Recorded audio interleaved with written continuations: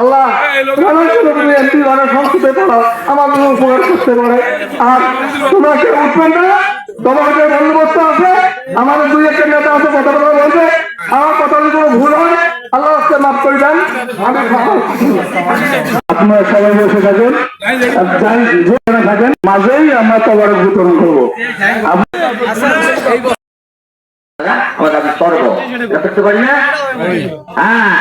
তাহলে এই এলাকার কাজ করতে গেলে রানামিয়ার দরকার,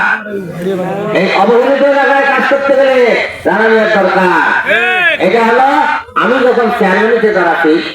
সেই হলো বিএনপি নমিশন দিতে, চেয়ারম্যান আমাকে নমিশন দিতে,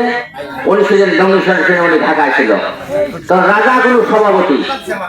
উনি যখন বলছে এইমাত্র এটা আমাকে জানাইলো যে তার জন্মভূমি জায়গা হলো বল্লভের ঘাট,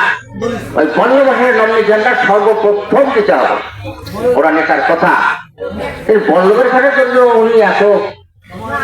প্রাণ তার বল্লভের ঘাটে লাগিয়েছে, আর আমরা বল্লভের ঘাটের লোক মোনাবিকি করতেছি, ভোট দিতেছি না। ওই পাশে বসো